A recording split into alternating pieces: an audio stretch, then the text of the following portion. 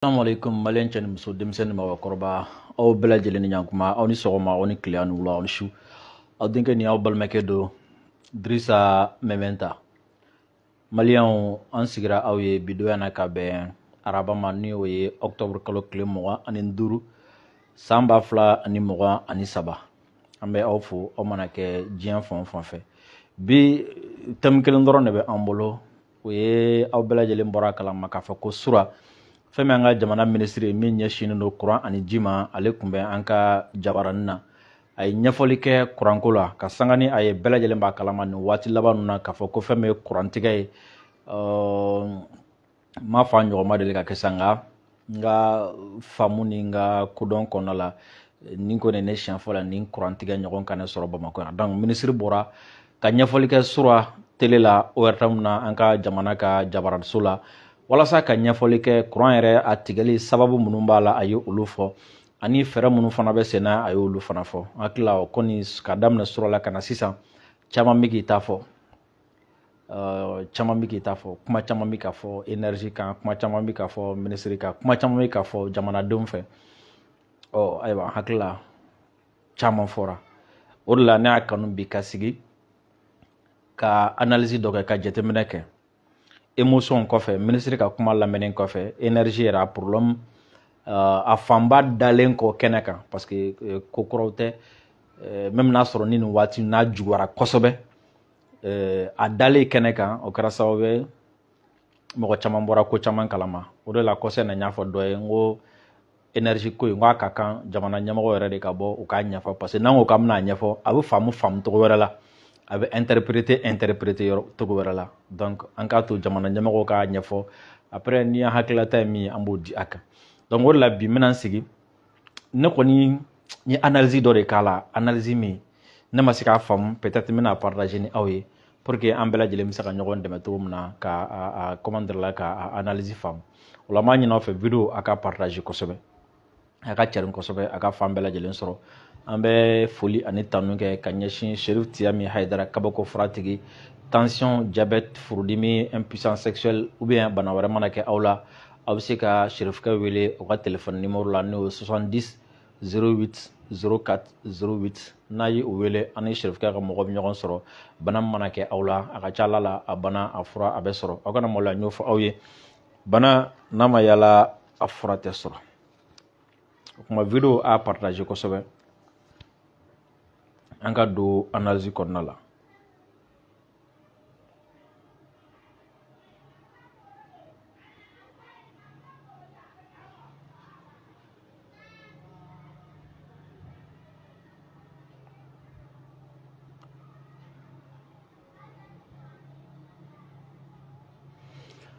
maliyɛnw sura minisiri bɔra tele la a ye ɲɛfɔli kɛ ko kurantigɛba min bɛ sen na sisan a kurantigɛ a ye a fanba fɔ a kurantigɛ fanba n'aw y'a jateminɛ o ye taji ko ye n'o ye carburant ko ye minisiri y'a yira a ka kuma kɔnɔna la ko taji min bɛ na énergie tɔgɔ la ani taji min bɛ utiliser ko u ka jan ɲɔgɔn na min bɛ na o ka ca ni min bɛ utiliser o kɔnɔna na a da sera ma k'a fɔ ko olu yɛrɛ de wulila ka sɛgɛsɛgɛli kɛ u sɔminen sɛgɛsɛgɛli kɔnɔna la ko u ye citerne dɔ minɛ yɛrɛ citerne 3 ɲɔgɔn minnu bɛ yen u ni taji hakɛ min bɔra u kan ka taga ni min ye centrale la u n'u ma se donc a tɔ u kun taara u kun bɛ k'a kɛ bidon kɔnɔ fan wɛrɛ fɛ u bɛ fɛ ka feere o fana tɛmɛnen kɔfɛ minisiri y'a yira k'a fɔ ko u kɛlen ka dɔdɔliw ni sɛgɛsɛgɛliw daminɛ u y'a ye k'a fɔ ko tile 4 kɔnɔna la fɛn min ye taji citerne 59 ko o tunna tile 4 kɔnɔna la a bɔra a bɔyɔrɔ la nka a ma se a seyɔrɔ la aw bɛɛ dun b'a dɔn k'a fɔ ko an ka kuranko fanba bɛ taji kan taji de bɛ kɛ groupe kɔnɔ ka groupe wuli o groupe bɛ kuran di an ma groupe sigilen don ka taji kɔnɔ ko taji ma se a seyɔrɔ la tile 4 fɛn min ye citerne 59 olu kɔni tunna mɔgɔ tɛ u t'a yɔrɔ dɔn sabula ko i b'a sɔrɔ yɔrɔ dɔw la citerne 4 misaliya citerne 5 bɛ se ka bɔ mais u bɛ se u seyɔrɔ la waati min na i b'a sɔrɔ citerne 1 ou bien citerne 2 u bɛ tunu ka bɔ a la alors que taji de b'o kɔnɔ o stern kelen taji kan ka bɛn heure dɔ de courant hakɛ ma o stern kelen taji o kan ka bɛn quartier dɔ courant ma o stern kelen fana taji o kan ka bɛn dugu dɔ so dɔ courant ma o n'o ma se yen a bɛ kɛ sababu taji min taara o kan ka waati hakɛ min kɛ a t'o waati kofɔlen kɛ bilen donc taji bɛ tunu a bɛ kɛ sababu ye moteur kan ka fonctionner ka waati min kɛ olu tɛna se k'o fonctionner k'o waati kɛ ka sababu kɛ taji ntanya a yira fana k'a fɔ k'an ka central ba fila fana bɛ yen olu fana bɛ labaara taji suguya dɔ la min ni gasoil tɛ kelen a bɛ f'o ma ko fuel ko o fuel in o ka girin ni gasoil ye ale bɛ mɛn fana ka tɛmɛ gasoil kan a ko nka ko dabɔngama kɛra n'a kɛra fuel in ye ko fuel in a tɛ feere station na a tɛ se ka kɛ mobile la a tɛ se ka kɛ moto la a tɛ se ka kɛ groupe la a tɛ se ka kɛ foyi la n'i y'a san diyagoya don f'a ka taa central ninnu na donc ko a dabɔra a kama mɔgɔ dɔw fɛ ko k'u ban fuel sanni ma ko ka taga gasoil san o kɛra sababu ye ka fiɲɛ fana don courant dili la a y'a yira fana k'a fɔ ko n'i ye nɔrɔ kelen taji la o tɛ dɔwɛrɛ parce que ale suɲɛ ka di o fana tɛmɛlen kɔfɛ ka bɔ a bɛ marché lase mɔgɔ ma ko o de la ɲɛ bɛ ka minnu ka baara ye nin ye olu k'u ɲɛsin taji de ma kosɛbɛ minisiri ka kuma la a y'a yira fana k'a fɔ ko énergie mɔgɔw ɲininkalen kɔfɛ ko a yirala k'a fɔ ko fɛn min ye groupe n'i ma fili 27 ɲɔgɔn ye ko a fɔra ko n'o sanna ko k'olu bila baara la ko caman bɛ bɔ kurantigɛ la o ko jamana ɲɛmɔgɔ kɔni ye yamaruya di ko ka ministre des finances tɛgɛ tɔnɔmi k'a d'a kɔ fɛn min ye o marché passera fɛn min ye groupe n'i ma fili 27 o sɔngɔ dira ko ka taa o san ɔ ko nka ko groupe minnu nana normalement ko groupe ninnu tun kan ka taga fo o capacité tun kan ka se min na misaliya la n'a sɔrɔ ni groupe kelen kan ka se ka taga bɛn kilowatt kilowati ba kelen ma ko nka ko groupe ninnu na k'i bɛ taa sɔrɔ o tɛ tɛmɛ 300 ɲɔgɔn kan donc olu tɛ se ka labɔli kɛ donc o kɔrɔ jumɛn ko groupe bɛn kɛra groupe min kan o groupe ma na wa bɛn kɛra kan ko groupe bɛ bɔ yɔrɔ min fana la ka na a ma bɔ yen nɔ fana ka na ani bɛn kɛra groupe qualité min fana kan a ma bɛn ko fana tɛmɛlen kɔfɛ ko groupe ninnu fana jenina donc groupe tun kan ka baara min kɛ ka courant hakɛ min di o tɛ se k'o di an bɛ taji de utiliser k'a kɛ groupe ninnu na donc groupe minnu bɛ yen nɔ olu t'a bɔ groupe 27 tun kan ka san k'o fara a kan walasa a bɛ bɔli kɛ non seulement taji bɛ suɲɛ o groupe min fana tun kan ka na ni taji kan ka k'a la ka fara o kan o groupe min fana nana olu fana ma kɛ groupe ɲuman ye olu fana tiɲɛna donc o fana kɛra sababu ye ka dɔ fara kurantigɛ gɛlɛya kan a ye ɲɛfɔli camanw kɛ mais a b'a faamu na kɔni k'a fɔ ko kurantigɛ min bɛ sen na ko ce n'est pas naturel n'i y'a fɔ ko ala ka latigɛ tɛ hakili la o kuma faamu latigɛ tɛ adamaden dɔ bolona baara nɔ don latigɛ tɛ minɛkojugu don latigɛ tɛ marakojugu don latigɛ tɛ dabɔngɔma don o la a y'a yira k'a fɔ ko don n'a nata la ko mɔgɔ dɔw bɛna minɛ nin ko in senfɛ a ye kuma caman fana fɔ n hakili la aw kɔni aw ni ne bɛ y'a faamu sisan nɔ k'a fɔ ko an bɛ ka min kɛ sisan nɔ ni courant tigɛra sɔgɔmada fɛ a bɛ na 14 heures a bɛ tigɛ 16 heures a bɛ na 23 heures ou bien a bɛ tigɛ 20 heures a bɛ na fo 2 heures ou bien fo 6 heures du matin nin waleya ninnu de bɛ ka kɛ sababu ye mɔgɔ dɔw ka nin waleya ninnu de bɛ ka kɛ sababu ye fɛn min b'a to courant bɛ tigɛ an na ɔ ne bɛna analyse min bɔ nin kɔnɔ o ye jumɛn ko dɔw kɛra ka bɛn waati dɔw ma ko dɔw kɛra ka tugu ɲɔgɔn na ne bɛ ka n yɛrɛ ɲininka est ce que nin ye suɲɛni dɔrɔn don wa ou bien laɲini wɛrɛ bɛ mɔgɔ dɔw bolo a kɔfɛ parce que dɔw bɛ k'a fɔ ministre dɔw bɛ k'a fɔ énergie ne tɛ olu yɔrɔ ninnu na quoi ne tɛ olu yɔrɔ ninnu na parce que ne t'a dɔn tiɲɛnikɛla bɛ yɔrɔ min na ne tɛ tiɲɛnikɛla yɔrɔ dɔn mais ne min yɛrɛ ɲininka tiɲɛnikɛla min bɛ yen est ce que laɲini wɛrɛ t'a la min ni suɲɛni dɔrɔn tɛ kelen est ce que laɲini wɛrɛ t'a la min ni suɲɛni dɔrɔn tɛ kelen parce que ne bolo suɲɛni i bɛ suɲɛni kɛ ka t'i sigi k'a dun de o la i bɛ suɲɛni kɛ fɛrɛ la min b'a to i bɛ se ka mɛn ka suɲɛni kɛ mais suɲɛnikɛla k'a bɛɛ ta tile kelen ka t'i sigi n'a ye a ma taa yɔrɔ la ne ma da la n'o o dabɔlen don suɲɛni dɔrɔn kama laɲini wɛrɛ bɛ sɔrɔ o kɔfɛ wari ka di mɔgɔ ye wari suɲɛni bɛ se ka diya mɔgɔ ye mais suɲɛnikɛla min bɛ suɲɛni kɛ walasa ka wari sɔrɔ o bɛ suɲɛni kɛ fɛrɛ la suɲɛni mɛnna o a mɛnna a bɛ ka kɛ tajiko in na mais ka a kɛ nin suɲɛni kɛcogo la bafa ni kili cɛ k'a bɛɛ cɛ tile kelen tile 4 kɔnɔna la ka sitɛrini 59 tunu ne m'a fɔ ko ni zo in ka baara tɛ wari ɲini dɛ mais laɲini wɛrɛ bɛ sɔrɔ ni zo in na min ni wari dɔrɔn tɛ kelen ye parce que mɔgɔ min ka baara ye ni suɲɛni ye a b'a dɔn nin tɛ se ka tile 5 sɔrɔ ni bɔ ma k'a kalama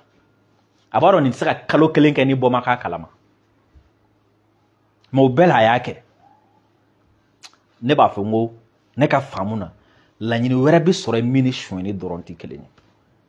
ko wɛrɛ bɛ sɔrɔ a tigi kɔnɔ min ni suɲɛni dɔrɔn tɛ kelen ye fɛn wɛrɛ nɛgɛ b'a tigi la min ni wari dɔrɔn tɛ kelen ye parce que sitɛrini 59 bɛ taa fɔ miliyari 1 ni kɔ la n'i y'a carburant ta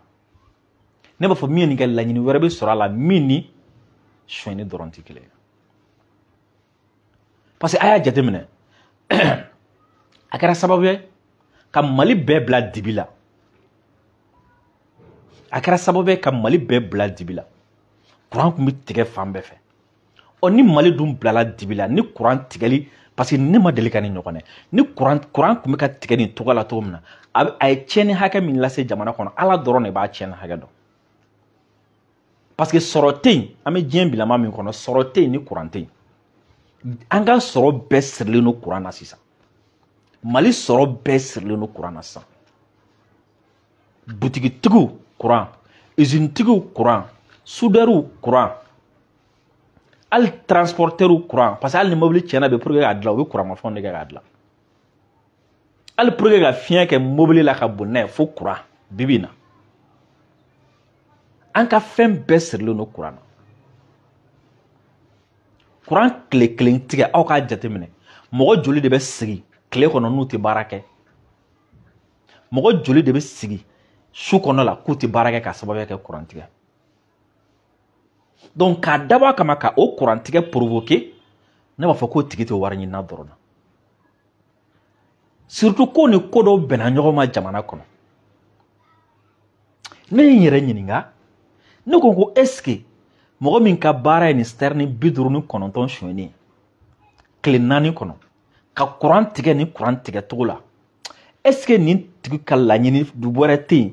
min ye walasa ka soulèvement populaire dɔ provoquer jamana kɔnɔna la o soulèvement populaire ka kɛ sababu ye ka déstabilisation kɛ parce que aw y'a jateminɛ ni courant tɛ yen insécurité bɛ bonya o la ni courant tanya kɛra ka mɔgɔ minnu bila insécurité la olu b'u plaît ni courant tɛ yen sɔrɔ bɛ dɔgɔya ni mɔgɔ minnu ka sɔrɔ jɔra pewu k'a sababuya kɛ courant tanya ye olu b'u plaît ni courant tɛ yen dɔgɔtɔrɔsow bɛ jɔ ɔ banabaatɔ minnu bɛ yen min ka mɔgɔ bɛna sa min bɛna gɛlɛya sɔrɔ k'a sababuya kɛ courant ko ye olu b'u plaît ni courant tigɛra baarakɛla tɔ minnu bɛ yen tailleur a bɛɛ olu bɛɛ b'u plaît bɛɛ lajɛlen dun b'a dɔn olu de ye jamanaden fanba ye ɔ ni courant tigɛra ka juguya ka se togo sugu dɔ la e tɛ se ka foyi fɔ jamana ko la k'olu b'o faamu bilen e tɛ se ka foyi fɔ jamana ɲɛmɔgɔ kan k'olu b'o faamu bilen o fɔ ko ninnu dɛsɛra ka courant dɔrɔn de di a ma o la olu dusu bɛ kasi n'olu dusu kasira u bɛ wuli u bɛ mun kɛ u bɛ manifestation kɛ a manifestation dɔ bɛ fara a kan diɲɛ don o don a laban mun na déstabilisation surtout ne ye jateminɛ kɛ a kɛ waati ni kɛlɛ wuli waati bɛnna kɔrɔnfɛla fɛ c'est comme si mɔgɔ dɔw ka laɲini kun ye ou bien peut-être je me suis même dit programme min kɛra ka di rebelles ni terroristes ma o plan kun kɔnɔna la olu kun kan ka se armée malienne na je me suis dit ça j'ai réfléchi comme ça o problème na olu kun kan ka se armée la san kun kan ka sɔrɔ an ka kanw bɛ ka attaquer cogo min na san kun kan ka sɔrɔ an ka convoi jɔlen don o tɛ ka se ka taa san kun kan ka sɔrɔ an ma se ka se Aguelhok san kun kan ka sɔrɔ an ma se ka se Tessalit lɛrɛ kun tɛ diya an na bɛrɛ kun tɛ diya an na banba kun tɛ diya an na ne ko n ko est ce que nin plan de kun ma di terroristes ma nin plan de kun ma di rebelles ma ni olu yɛrɛ dara nin plan na ka wuli k'u kɛ kɛlɛ kan parce que armée filɛ nin cogo min na n'u kun b'a dɔn ko armée b'u su la cɔ ni dɔ kun b'u nɛgɛ k'u kɛ kɛlɛ kan u kun tɛ sɔn k'u kɛ armée kan nin cogo la parce que u y'u kɛ kan u dɛsɛra je me suis dit ko mɔgɔ dɔ ye ninnu nɛgɛ k'u kɛ armée kan parce que a tigi kun dalen b'a la ko plan min b'a bolo k'a bɛ se ka armée lajɔ donc aw kun ka imaginer sisan armée kun ka dɛsɛ an kun ka dɛsɛ ka lɛrɛ sɔrɔ anw ka dɛsɛ ka banba sɔrɔ anw ka dɛsɛ ka gundam sɔrɔ anw ka dɛsɛ ka tesaliti sɔrɔ anw ka dɛsɛ ka agelhoku sɔrɔ ɔ nin waati kun b'a sɔrɔ terrorisiw ni rebelliw bi k'an ka sɔrɔsiw ka jajuguw bila bɔlɔlɔ kan nin waati b'a sɔrɔ terrorisiw ni rebelliw bi ka tesaliti agelhoku o jajugu ta k'u bila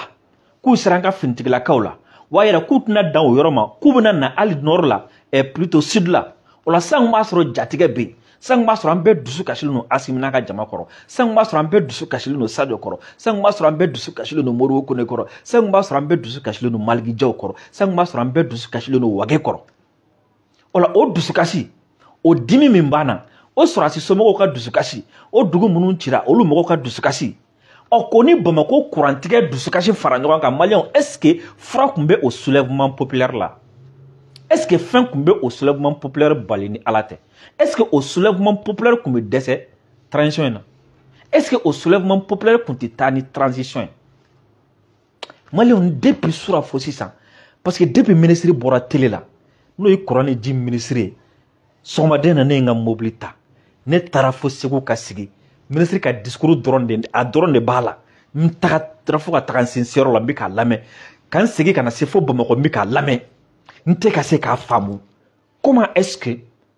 citerne 59 bɛ se ka tunu tile 4 kɔnɔ ka Bamako bila ni dibi sugu la tan ka Mali bila ni kurantigɛ sugu la tan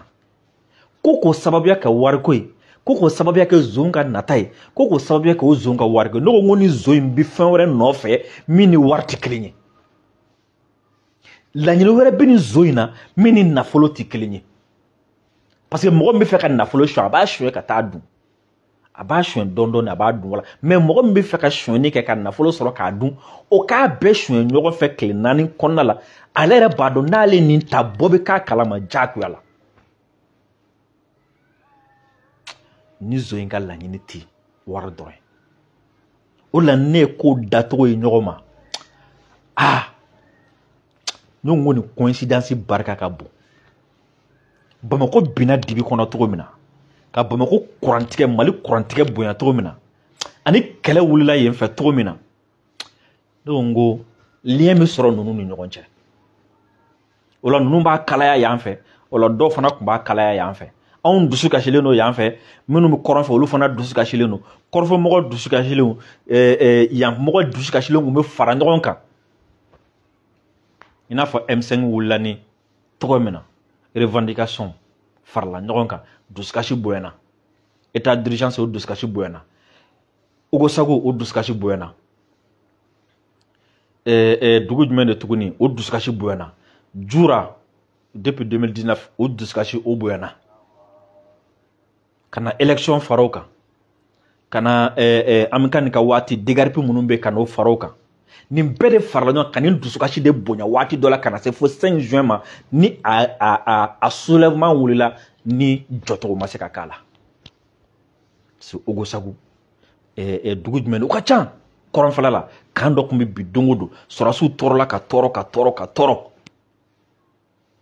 yan fana mɔgɔ tɔɔrɔla ka tɔɔrɔ o la yan mɔgɔ tɔɔrɔlenw ani kɔrɔnfɛ sɔrɔsi minnu tɔɔrɔla terrain kan olu farala ɲɔgɔn kan fanga binna je me suis dit est-ce que ni zon in fana tun tɛ fɛ ka don nin logique ɲɔgɔn kɔnɔ parce que n'a sɔrɔ n'a tun fɔra ni zon ye ko an ye rebelliw armé ka se niveau dɔ la ka terroristes armé ka se niveau dɔ la sɔrɔsiw tɛ s'u la o la ni sɔrɔsiw tun dɛsɛra terrain kan sɔrɔsi diminen dɔ tun na sɔrɔ yen sɔrɔsiw bɛɛ tun bɛ dimi o la ni zon in fana bɛna na citerne 59 min suɲɛ ka nin baara ninnu kɛ ka courant tigɛ k'a kɛ tan anw fana bɛ dimi yan i n'a fɔ M5 schéma kelen est-ce que ni nin tun farala ɲɔgɔn kan est-ce que a tun bɛ dɛsɛ transition na c'est ça ne bɛ ka miiri de quoi qui a intérêt jɔn de bɛ yen o de la au-delà de l'énergie du Mali au-delà du ministre au-delà du ministère au-delà de kuranko yɛrɛ au-delà de coupure baara kan ka kɛ ka nin jonction ninnu jate minɛ quoi baara kan ka kɛ ka nin coïncidence ninnu jate minɛ qui est derrière jɔn b'a kɔfɛ c'est n tɛ sɔnni gansan dɛ ka ko bɛn nin cogo ma jɔn b'a dɔn n'a sɔrɔ ni Faransi ministre des armées ko dɔgɔkun nataw la ko Mali bɛna tila n'a sɔrɔ ni plan na avec kun kan ka ɲagami ɲɔgɔn fɛ tantôt je me demande, je me pose des questions a ye n dɛmɛ an ka nin faamu quoi ni ne ye ne ka analyse ye fɛn na o la ma sɔn ka don énergie kɔnɔ ma sɔn ka don ministre ka kuma kɔnɔ kosɛbɛ ma sɔn ka don tiɲɛni minnu kɛra mɔgɔ minnu don mɔgɔ minnu tɛ fili ma sɔn ka don a kɔnɔ mais a ko bonyana ne hakili ma fo ne y'a bila au delà de tout ça ne y'a bila au delà de tout ça donc nin ko in na n'an m'an togo dɔn i bi pion fitininw i b'olu minɛ o y'a sɔrɔ pion belebeleba dalen don yɔrɔ dɔ la jɛgɛ belebeleba dalen don yɔrɔ dɔ la fo a jɛgɛ belebeleba in fɛrɛ ka kɛ a la parce que nin ko ninnu coïncidence barika bonyana ni kɔni tun ye ne ka analyse a ko kan ne y'a faamu tan et puis n b'i ka kunkolo la baara halisa coïncidence ni ɲɔgɔn cɛ a fana ka an ka ɲɔgɔn dɛmɛ an ka jateminɛ dimi kɔfɛ courant tigɛlen kɔnɔ ni dimi bɛ kɔfɛ halisa an kun kan ka émission de kɛ plateau dɔ kan se kɔnɔ courant tɛ yen mais o dimi bɛ kɔfɛ ani fɛn minnu fɔra o dimi kɔfɛ an ka analyse kɛ ka taga sira wɛrɛ ka ta k'a lajɛ dɛ ka jateminɛ wɛrɛ kɛ k'a lajɛ dɛ fɛn dɔ kana na échapper nin ko kɔnɔna la malon salamu alaikum mun bɛ fɛ ka nin jateminɛ de kɛ aw k'an bɛ jɛn waati wɛrɛ